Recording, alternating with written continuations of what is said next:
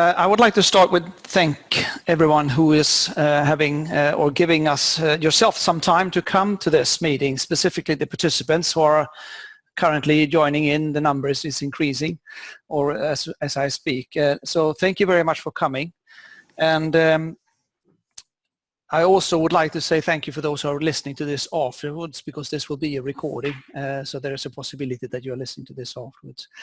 It's also I'm very pleased and happy to have a panelist or a very experienced group of panelists in the room who would introduce a subject. I'll come back to that a little later with what we're going to talk about as an starting up of this. And the panelist is Joan Schaefer. I think I would call her Mr. 360 Feedback, or Mrs. maybe I would say instead of Mr. That's right. But I'm sorry about that. That's my Swinglish. Please excuse that. But you have done so many 360 feedback, both in physical format but also in virtual format. So happy to have you here. And you've been working with an executive coach for many years. So this is your hometown, home place. Kathleen Sheely from Massively Human Leadership in Canada, leadership trainer and developer since long. Also massive experience when it comes to 360 feedback. Happy to have you here. And then Clive Wilson from UK, from Prime East. Not only leadership but also cultural development and much more of that in the broader sense. But very broad and very good experience in the room. I'll come back to you. But I also would like to say thank you to Margaret Kelsey and David Evans and Heike Haig, who have contributed to the document on Google Doc that we actually had to share your experiences, which is something that we will try to consolidate and then write back and feedback to everyone as well. So thank you for that contribution. Very useful and good tips and tricks. And I also would like to say thank you to the large number of people that when we posted this question of looking for people with experience on our LinkedIn, CTD community LinkedIn, we had more than 30 people saying, I'm here, I would like to share, I have experience. So love that heartwarming enthusiasm and willingness to contribute. So thank you very much for that. We also have in the room here Phil Clothier and Hannah Lee. Hannah is our marketing and communication manager, and Phil and I are responsible for working with supporting our network and clients. So with a question, and this is part of what we do, so to speak. Coming to that, maybe I should then say that the whole session will be 20 minutes, hopefully something like that, around 20 minutes of a panel discussion, around a few questions that we will have. And then after that we will open up for Q&As. But then I would like to say that you write in your questions as we speak, and Hannah and Phil will read those and read those back out. And you find your Q&A place, so to speak, at the bottom of your screen when you take the cursor on top of your screen, if you haven't done that before. So write that in as we present in the panel discussion and as we continue to have the Q&A session at the end. I also like this, well, I think I'll leave it with that and ask Hannah and Phil if it's anything that you feel that it's missing. And Phil is muted, so one of the things, yeah. All I wanted to say is that we're noticing that because of the shift of how people are using the internet in this COVID time, that occasionally there will be drops in sound. We already heard a little bit from Tor. We could still hear you, but it just drops a little bit. So forgive us for that. We'll continue and we'll do our best and we'll navigate that as best we can. But it might not be as perfect because we know that the internet is being used much more heavily than it was before and in different ways. So back to you, Tor. Thank you. And Hannah, anything to add? I'll just remind everybody that, because I'm seeing a couple comments in the chat box, that unfortunately this webinar isn't going to be for participants to share their cameras. This is only going to be for the panelists and the facilitators, so that we can share this information. So if your camera's not working, that's why. Well, you have at the moment we have 65 persons joining the webinar, so it will be quite difficult to have 65 pictures on the screen. It will be very small. Anyway, you are here and you can always chat, or you can always send your questions and we'll capture that. And we will also capture these questions in case we won't have time to answer all the questions or give feedback on that. We will come back in written format afterwards. So with that, I would like to kick off, and I'm going to fill in. Hannah will be in the background covering up and looking at the screen or what questions are coming in. And I'm going to share my screen of the questions that we are going to work with.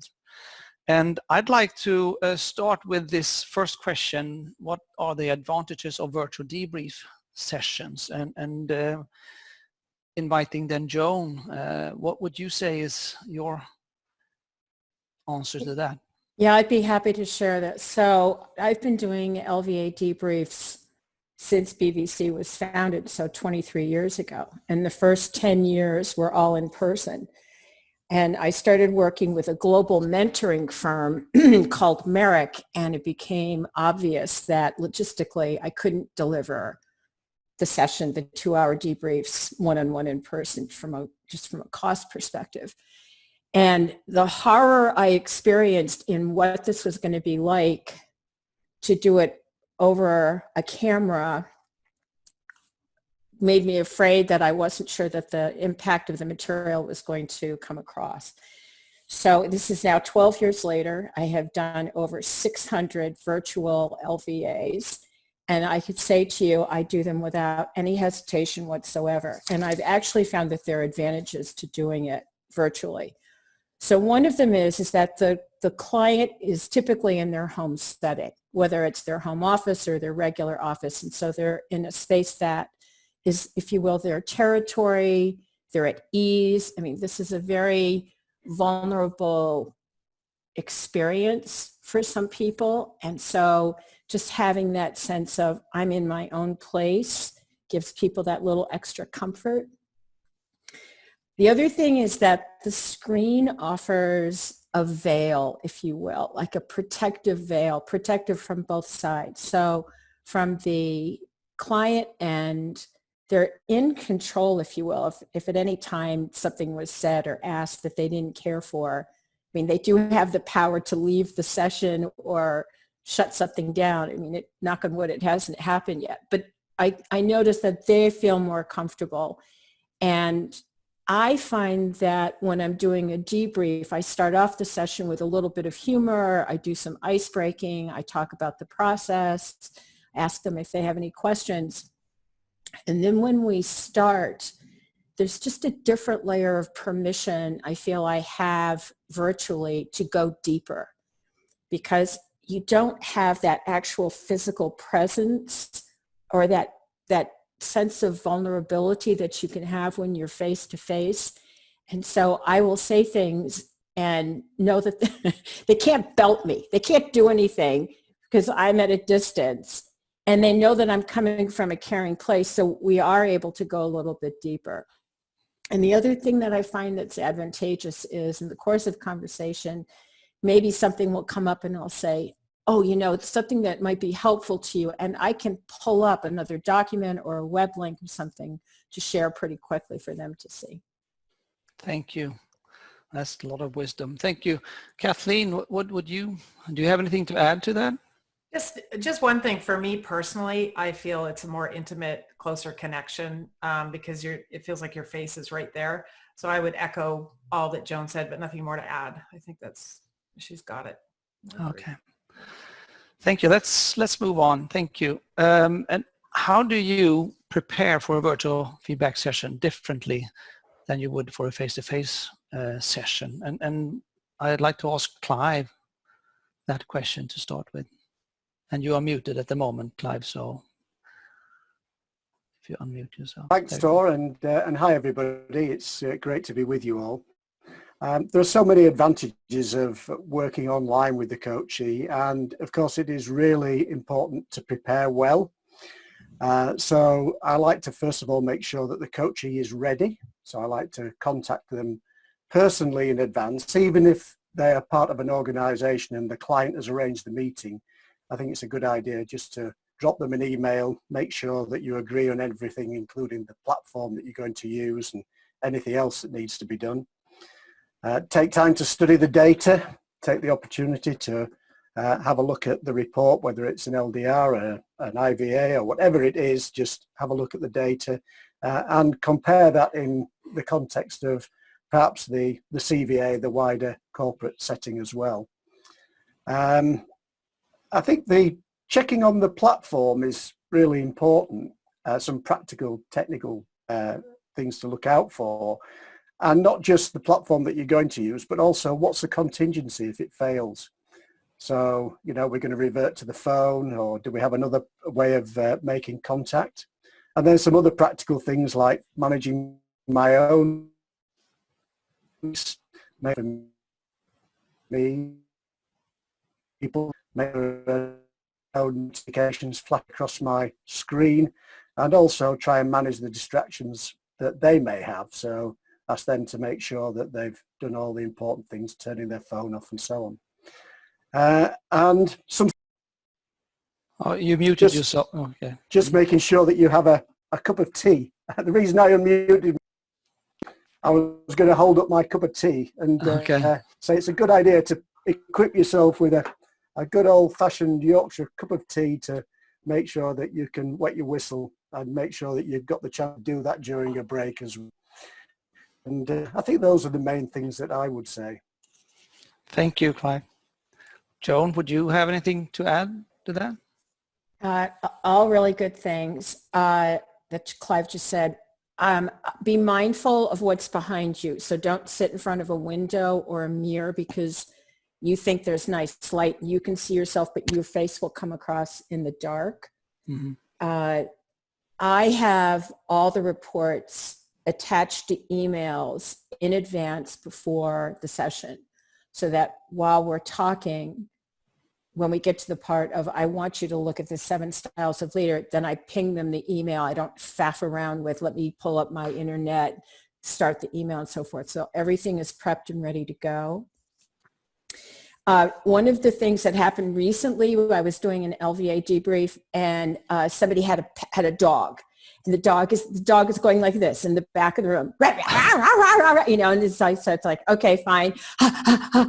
So the person got up, let the dog out, so sorry, whatever, you know, kind of break the session. And 1 minute later you hear, you know, I want to come back in the room. And so pets, children, especially during COVID, any kind of private space you can find would be really good. The other thing is to make sure that all your stuff is plugged in, that you're not running on battery.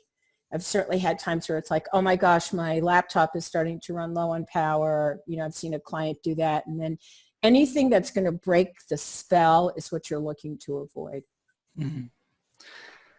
Very good advice. Thank you. Let's move on to the next question, which is now moving. As you can see, these questions are following the flow of how you get prepared. So now we're into what are the few things to consider when delivering the 360 feedback online.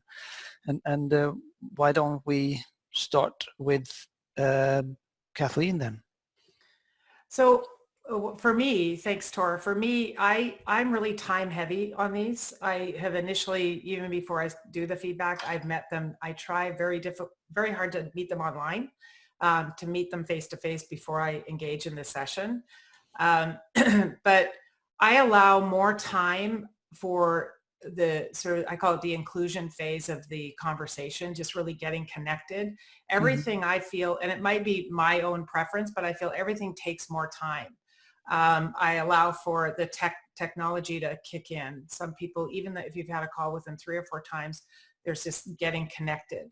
And making sure that I do backup notes when we're engaging in the session, but I invite them to make their own notes as they go along. And if there's a key point, because I do a pre-interview, I get to know their history, their background. If there's a link that I can make, I see it as my job to pull the string through the whole conversation to bring them back to, well, remember when you said here and you said there. I try to connect the dots for them logically. and allow them to be in the experience, but pull them back and forth into their past. Because if we do a good pre-interview, or we really get connected to them in the beginning, we can see the patterns for them. But it's also an invitation for them to consider, do you see this, or what do you think of this? I go in with my story, but I never, ever assume I'm right. And I always am open to be delightfully surprised.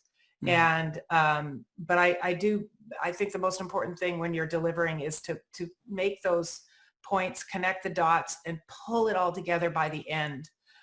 So I think that those are the things that I work on especially hard. Also, before I do a session, I make sure that I'm grounded and I visualize what I want the outcome to be. Mm-hmm. And my outcome isn't their learning that I want it to be. I want them to feel complete. And when I end it, I say, is there anything else? What is your next action step? How would you like to follow up, depending on the context of the relationship? I also make sure not only might they have distractions, as Joan said, but I might have distractions. So I close my blinds. I make sure I'm in a bubble so that I can stay focused, because they last minimally 2 hours for me. So that's a few of my pointers. Thank you. Clive, would you have anything to add? Well, some fabulous wisdom there from Kathleen, and I think this is really building on something that she said, and that is to expect the unexpected. Anything can happen in a coaching session. No matter how well planned we are, interruptions happen, technology fails. So it's just expect the unexpected and have as many contingencies as you need to get through, and just stay calm, because it will help the coachee to have a good journey. Also, to be aware of the time, as Kathleen says, these sessions aren't brief. They can take 2 hours, even 3 hours, particularly with the first one where you're actually debriefing the data. So a 3-hour session is a long time to spend online. So I would encourage that, just as you might do if you were face-to-face, take a break, go put it on halfway through. There'll be a good time to do that. So kind of just gauge it according to an appropriate time that will give the coachee a chance to just reflect on something, or just gather the thoughts. And I think the final thing for me is just to be aware of the other person's feelings. This is something that's relatively easy when we're face to face. We can kind of sense their energy much better in a room together. But when we're online, we don't have that same presence. So I think we have to just pay a little bit more attention to the language on their face, and just notice, if we can, the feelings that are going on, because it's more than just the data. It's also the energy of the conversation. Can I add one more thing to that? Please.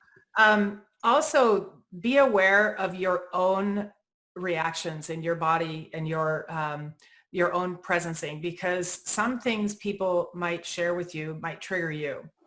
And always, like that piece about understanding your own hotspots and your own trigger points and your own biases, and recognizing that I think it's impossible to check your ego or your biases at the door. It's noticing if they're getting in the way, and being able to pull yourself back to, we are the co-pilot, and we're the I guess more they're the main actor. We're the supporting actor in the play, if you think of it that way. So it's really important to also be in touch with what's happening inside of you.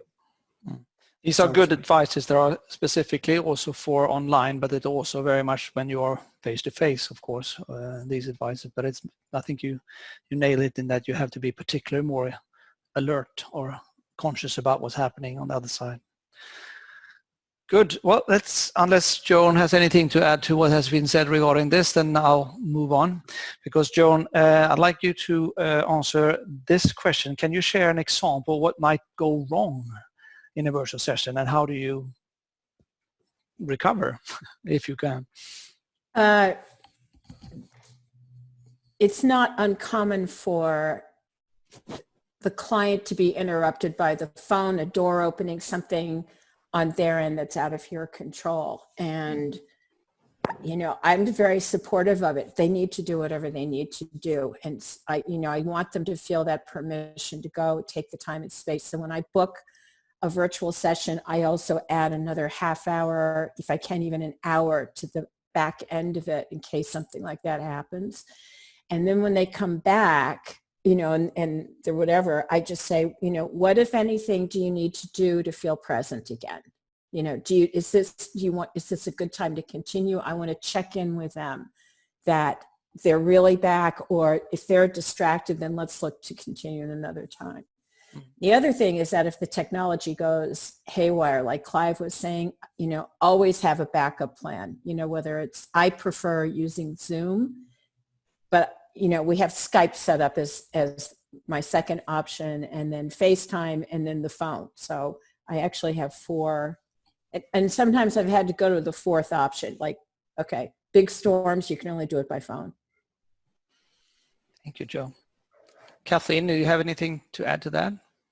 Just a little bit. Paying attention, like what can go, I don't know if it's wrong. I wouldn't say it's wrong, but if someone's triggered, they can try to make an excuse to, I call it, leave the scene of the crime. They might have a reason to leave the experience. So just pay attention to that, because yes, technology and all the, you know, the doorbell and those kinds of things, but also if it's getting a little heated, sometimes I notice people will try to leave, and I'll push back on that in a gentle way, but really that my key probing question is, you know, where else does this show up in your life?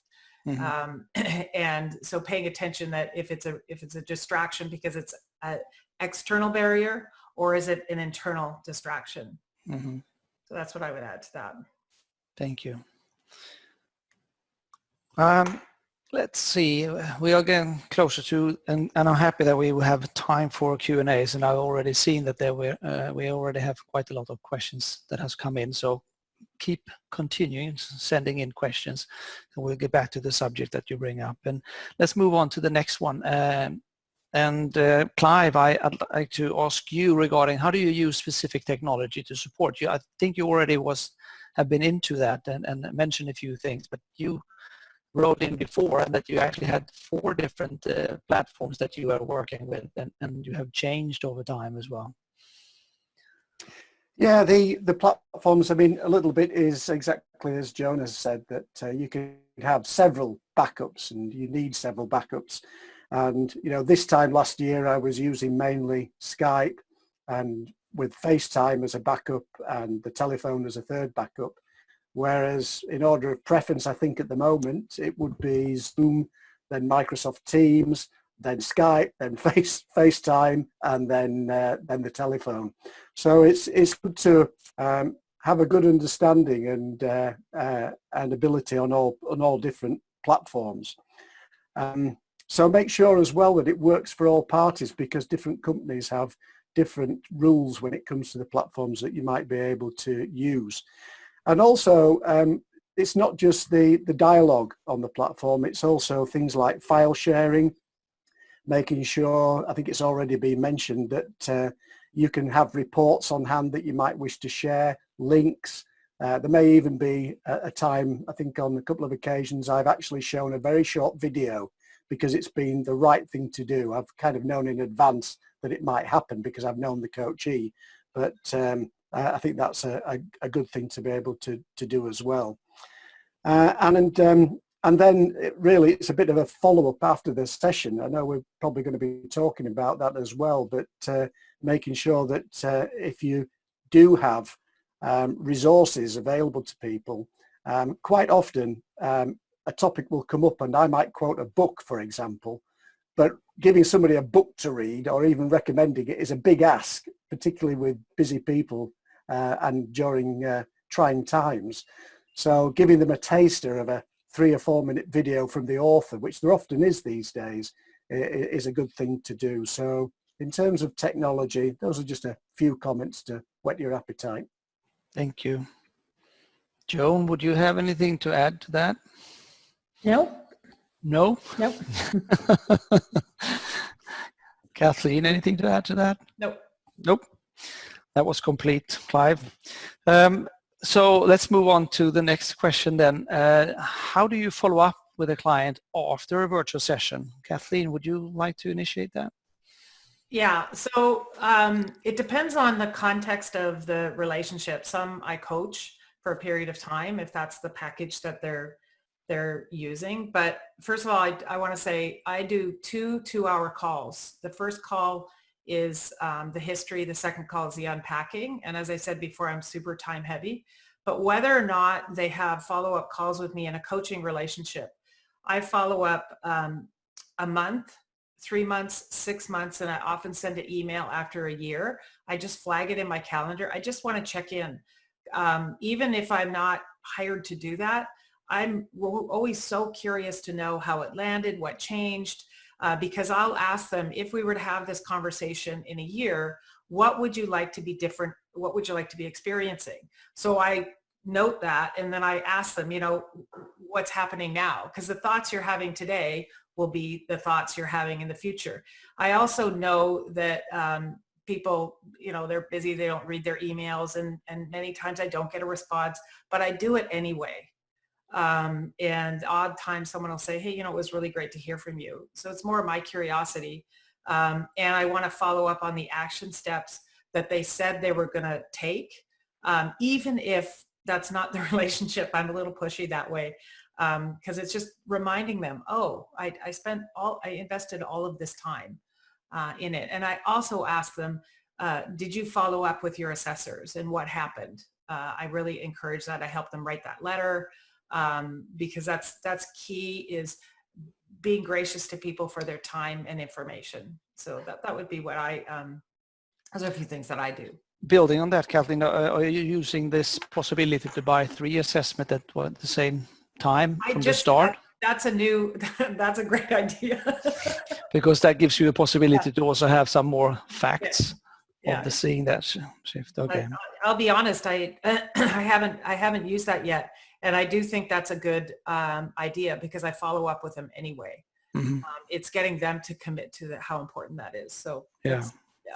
And then they feel that they are committing themselves stronger if they know they will really follow up as well. Yeah. Clive, do you have anything to add to Kathleen's? Well, I think it's really just building on some of the things that Kathleen has said, and a lot of it varies according to the contract that you have, because a lot of the time we're coaching within a corporate context. Is this a one-off session? Is it one of, say, 6 sessions going forward, and the follow-up will be very different?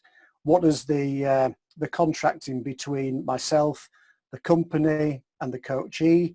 So, for example, in terms of confidentiality, quite often these days, organizations will want to know through the line management route, what is the action that the coachee is going to take?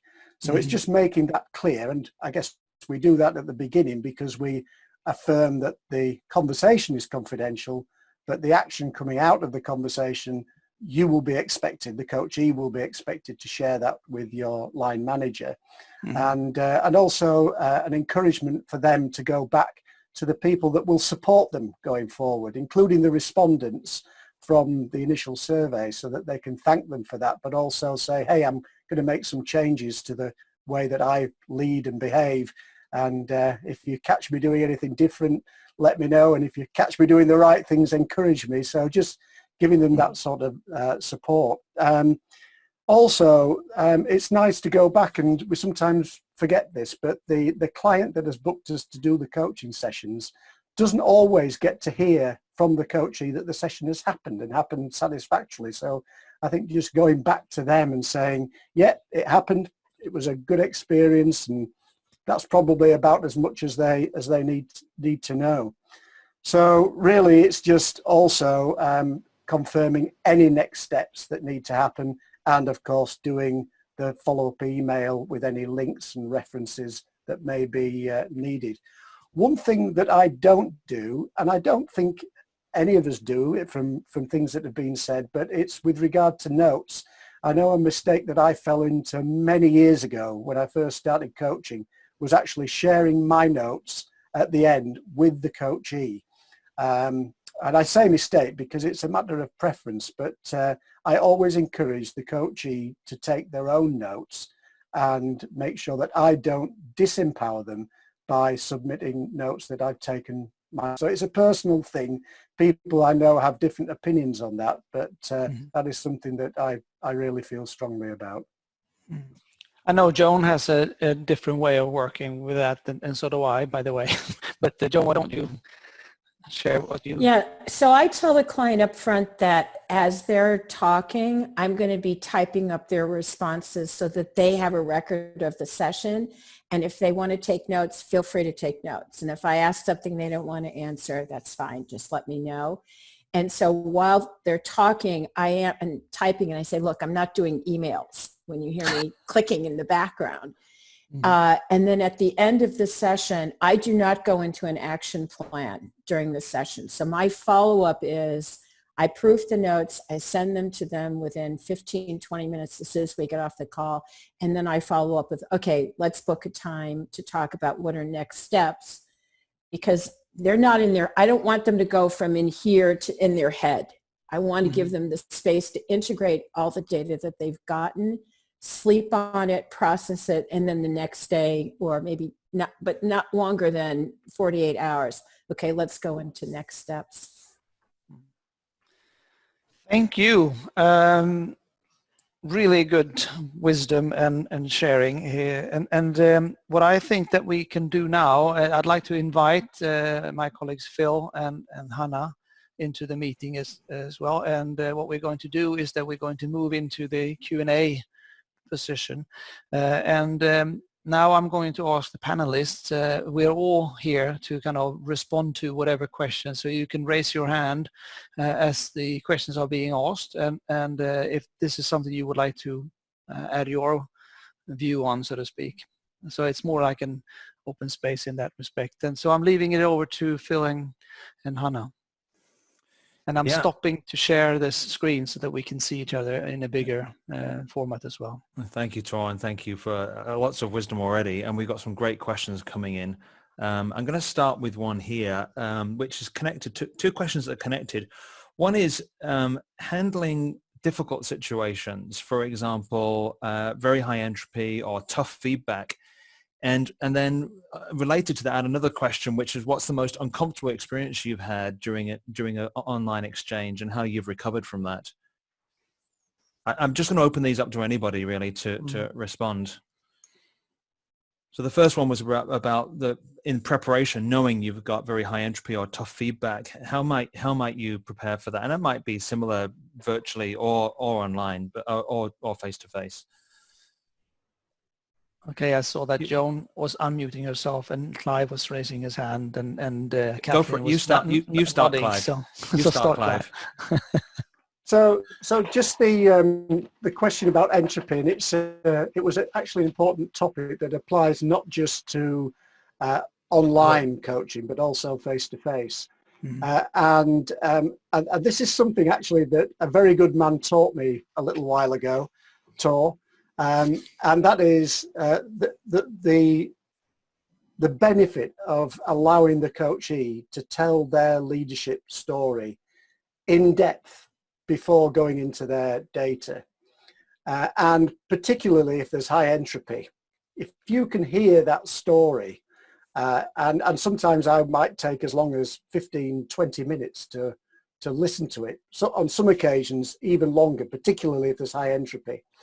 And you usually find, my experience is, that they actually explain the entropy in the story. So when it comes to giving them the data, it doesn't shock them quite so much. And also, as you're listening to the story, you will hear clues as to what the root of that entropy is. And so you can ask a deepening question that will just say, I'm curious to know and tell me more, which often gets into the underneath of the data. And then when you come to reveal the data, it's not such a big shock to the system. Good. Joan, I'm going to let you comment because I can see you nodding a lot there. I would say don't be afraid of high entropy. I mean, I go into the session knowing that nobody is wrong and that this is here to support them, and looking at where are they brilliant, where are they unique? What are their different strengths and competences?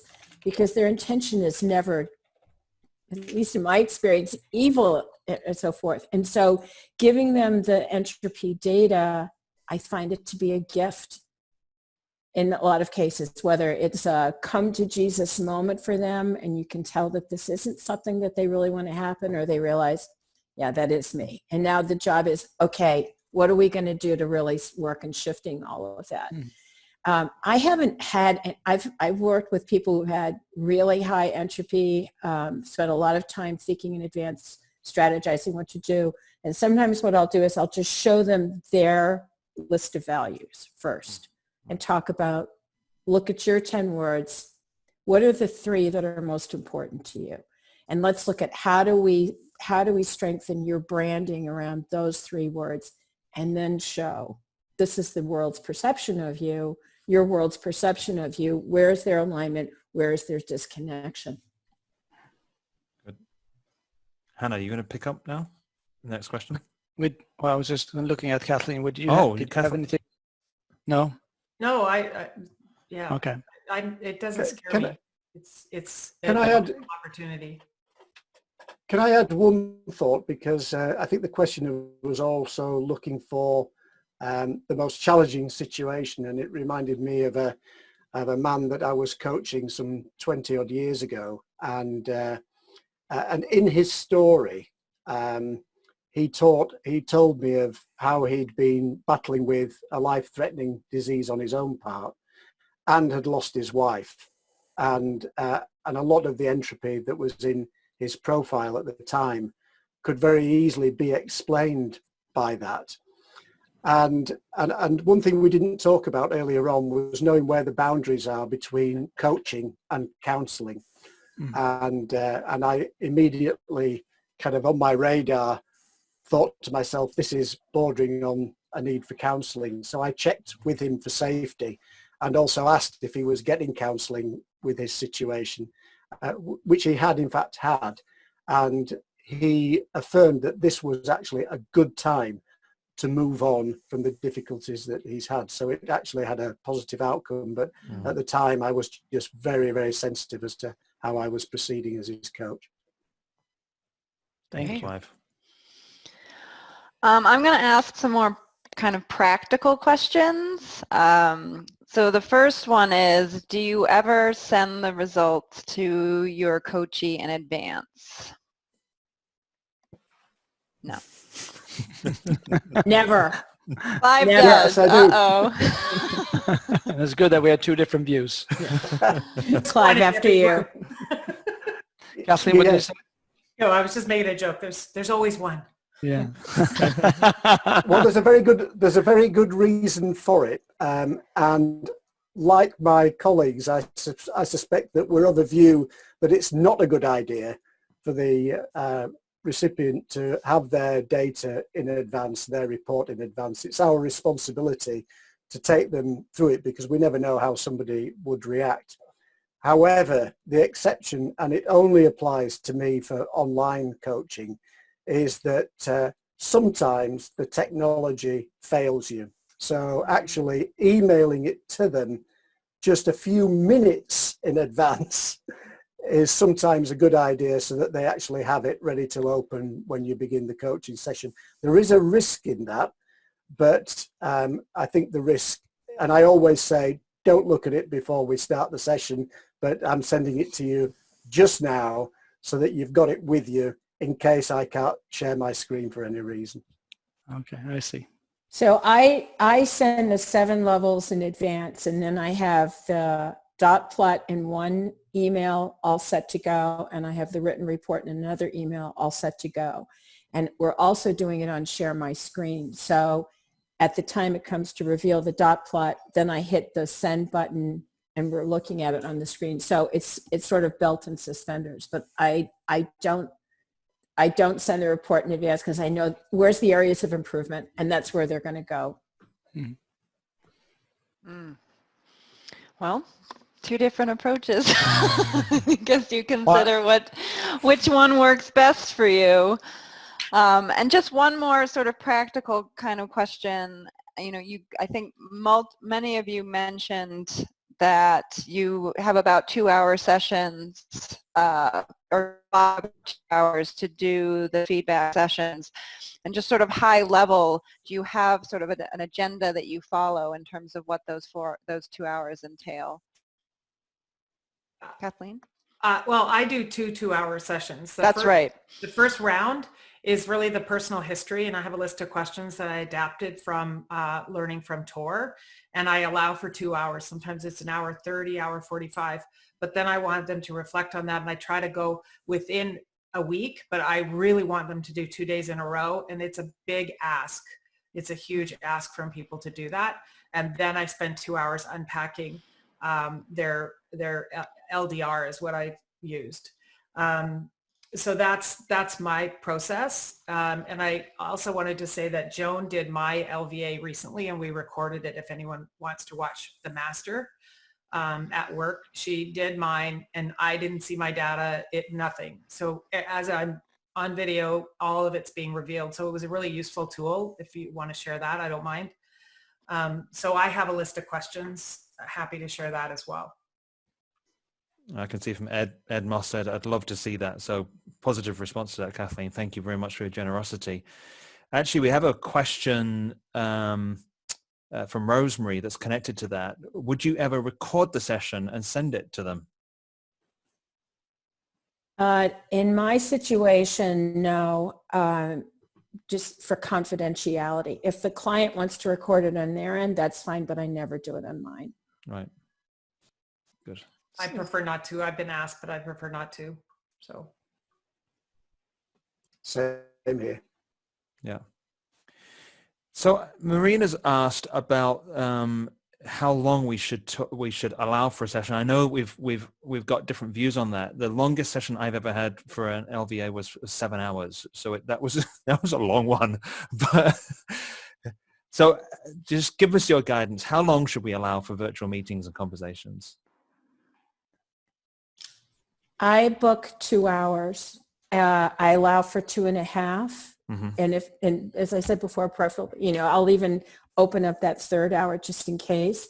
I spend the first 45 minutes taking them through my protocol. I have a set of questions that I ask them to help them get into the session. And then I spend the last hour and 15 going through the data. Sometimes it goes over. Right. And then action plan later. If the person is a talker, that's fine. Go 2.5 hours. My longest LVA was 4 hours, and I finally went, okay, that's it. So Phil, you win. I'm in awe. So the first thing to say is that a lot depends on what's been contracted with the client, mm-hmm. because sometimes that is the constraints. But what I like to do is to book a 3-hour slot and aim for a 2 session to debrief the LDR. Good. Okay. And I think Kathleen has already answered how she plans for it. Yeah, absolutely. Mm-hmm. We have a couple of questions about group LDRs or group sessions, and I know that most of the work that we're doing in 360s is one-to-one, but have any of you done any kind of group feedback sessions, and what did that look like? I've done a couple of group sessions, and the challenge and what I did back then was the group was in the room, and that is very hard because you can't see everybody's faces. Even if the laptop or wherever is set back, I can't hear them. So one of the biggest advantages of going virtual is having a session like this where you can see everybody's face and you can hear them at the same time. But otherwise, doing an in-person virtual session, I don't recommend it. And you're talking about group LVA or LDR mm-hmm. feedback session, I think. And when I've done that, I have a demand that everybody has to be on equal terms, meaning that everybody is having their own private screen. They're sitting in a different, so we are meeting on the same conditions, so to speak. We can see each other, we can share the same screen, we are not going to be able to talk about each other in the room. So it's building upon Joan's experience, and So it's more of be restricted of, yes, we can do it, but then everybody has to be on their own computer with their own equipment. Yeah. I'm just getting... Kathleen? Sorry, go on, I Kathleen. was You gonna let finished that Kathleen one. respond. Well, Yeah. I do the opposite of you, Joan. I do group LDR unpackings, and I have in live, I have a very intense protocol question by question. But I also do partners online, and they do have their own computer screen, and I ask in advance if I can share each other's report. And I use the same protocol. And it's funny because the one I recently did a couple weeks ago, it was strange. I usually put them in a breakout room to discuss with each other and then come back to me. And they said, well, we don't want to go to the breakout room. We want you to hear this. So the three of us unpacked them. It took, it was 4 hours. We took a break. But it just actually recently followed up with them because it's the time period.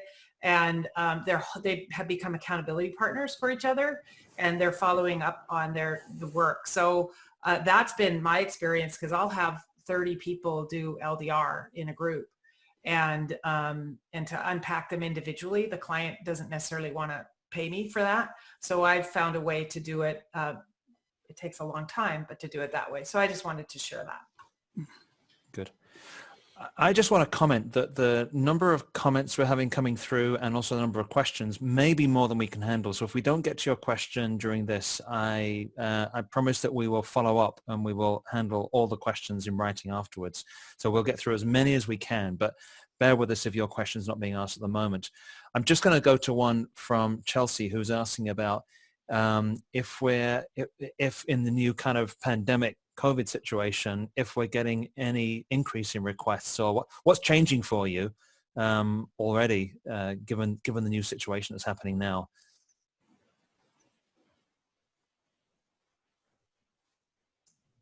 Hi. Well, I'm happy to say that we're noticing a bigger demand now for online work for obvious reasons, because we can't get face-to-face. And I suspect that this will continue even beyond the pandemic for lots of reasons. First of all, people are seeing the value of doing it, and they're losing the fear of doing this sort of thing online. And then, of course, there are all the other advantages of cutting down on travel and being more friendly to the climate. Yeah, good. Joan, I saw you on mute. Yeah, you go ahead. Yeah, with the mentoring firm that I'm working with, we're expecting a flood of people coming in needing leadership development, both in the forms of new talent development, because in this crisis we're seeing some leaders really fall back where you would have expected them to come forward, and other people just emerging out of the blue who are taking charge. And a lot of leaders are millennials, and they have not lived through a crisis before. And so coaching and guiding them post-COVID or even later COVID is to hear the types of things to consider. Let's look at your leadership style. That doing a 360 assessment is going to be as important, if not more important now than before. Good. Hannah, you ready with the next? I sure am. Do you have any different ways that you approach doing 360 feedback based on cultural differences? So where the person is in around the world, or anything like that?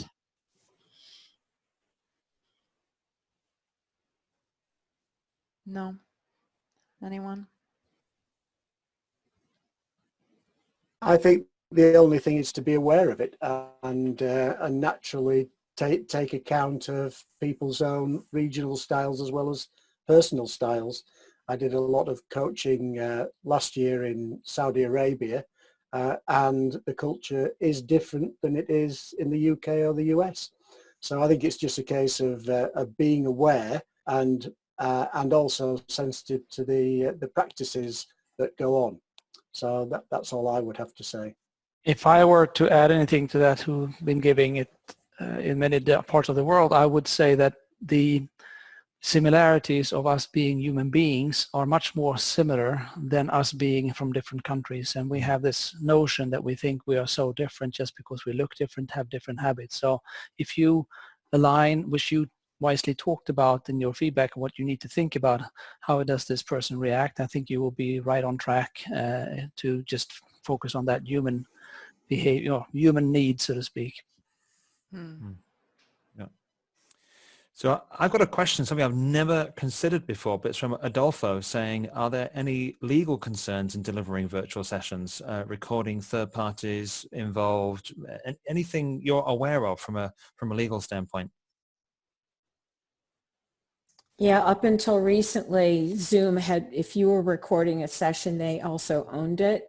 And that's one of the reasons that I don't record, is because I don't, I'm very hypersensitive about confidentiality. Mm-hmm. They have, my understanding is they have since stopped doing that, but I just don't record.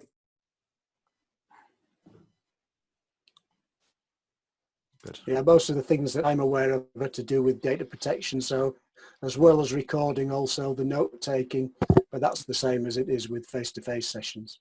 Mm.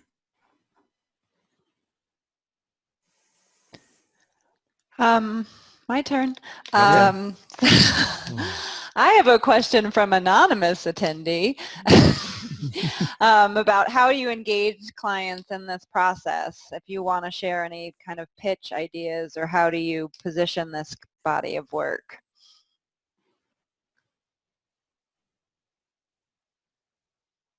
Kathleen? Go for it.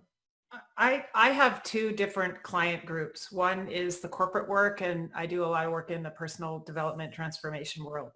So what we've done with Massively Human is we've really leveraged the PVA from the individual perspective, and we have ads and processes and follow-up. We have an email sequence to get people into talking about values, and that's when we will then make I guess a pitch is the word for individual or group process or workshop trainings.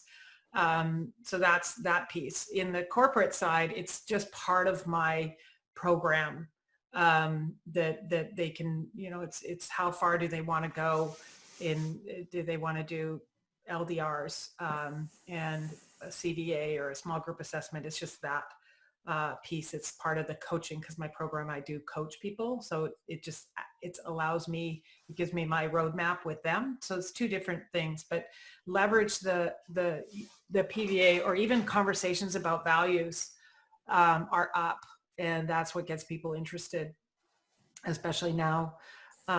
Such an opportunity for us as business people and just humans to pivot and to connect from a different place, and to really determine what is important to me today, because the world, there's no answer out there for why is this happening, where are we going, what's it going to look like. The world will look like the way we behave going forward. So create the world with small things, and that's how we use the values piece and get people into a conversation with us. We're filming a lot of short videos. I don't know, we're pivoting like everybody else. Mm-hmm. I would just add to what Kathleen has said, and to say that now is a great opportunity to promote the work of Barrett Values Centre and this methodology, because organisations have had a change forced upon them, and the way they are during this pandemic will affect their reputation and performance going forward, as will the way they emerge from the pandemic. So it's a fabulous opportunity, and as Kathleen has said, one of the greatest ways we can be of service to humanity is to help people navigate this change. Thank you, Clive. Thank you.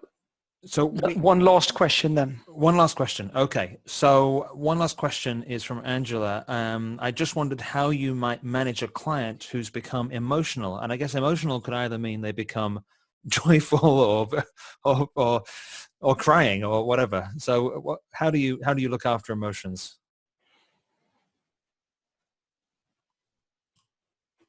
Okay. You go. Go ahead, Joe. Nope. No, you go. I answered lots. Nope. No, you go. There's some emotions happening here. For me, it's every feeling, every emotion is okay, and I just hold space for it. No one does anything wrong ever. I don't, they don't, and I think it's such it's a gift to hold the space for someone to go hit their own boundaries and to just make everything okay. Tell me more about that. Would you like more time? But I do not, the best I can, because they're in control, they can leave a meeting. I just say I am going nowhere. I am here for you. And that's all I ever say to people in physical space or in virtual spaces. I'm here. I have time. You're my focus. Tell me more. I'd like to add a thing there regarding that, and that is we are brought up in the notion of thinking that crying is something bad, and crying is just an emotion like laughing or something like that. So justifying, it's completely okay to whatever you are. So I'm building on what you're saying, Kathleen, but crying has a certain connection and it's connected to weakness. It's not, it's just an emotion, and then explore that. But I also underline that that's okay. It's perfectly okay. It's just an emotion. A metaphor I use is climate and weather. This, what you're feeling right now, is weather, but overall, let's talk about the climate. If this is something that's happening overall, let's work on that. If it, depending on what your climate is, but the weather today is stormy. It'll pass. Let's just allow it. It's a beautiful sunny day. I think our emotions, we can get swept away. We can become seduced by the up, and we can become, drop down by the low, but it's all just energy, and just holding that space is so, so important. Thank you. We need to round up. I'm sorry about that. We really would like to make sure that we are ending on time, and we have a few minutes before we should. So I would like to start to say thank you, Joan. Thank you, Clive. Thank you, Kathleen, for all your sharing and wisdom. It's been very interesting and useful, and I hope that it will be the same feeling. There are some questions that are still not answered, and we will read that and share that among this group, and find a way to kind of come back. And if you feel that your question has not been answered, just let us know as well. But we will record all these questions and see that. I also would like to thank Phil and Hannah for leading us through the questions, and also you, dear audience, or dear participants, for joining us. We were up to above 70, 72, 73 present in the meeting. At the same time, I also would like to remind you that we are going to have, in the same day, same time next week, we will have a similar type of conversation, but then we are going to talk more about how you debrief and work with group results. And we have a new panel that we have invited for that. And we hope that you were able to join us into that. And I think that either Hannah or Phil is actually putting a link to that invitation, if you haven't signed up for that, in the chat box. Do you have it, Anna? Hannah is... I posted it, but you might want to post it again because lots of people are saying thank you. Yeah, I see it's further up. So with that said, and is there anything, that's kind of a stressful thing to ask at the end, but there's anything, Clive, Joan, and Kathleen, that you would like to say as a final word to everyone? If you have any questions, just email me or call me. I'm happy to share everything I do with everybody. There's no holding back on this. It's work I love doing, and if I can be of help, I'd love to do it. Thank you for inviting me here. Me too. Thank you for inviting me, and I'll send you, Hannah, I'll send you my video if people want it, and happy to share it. Reach out.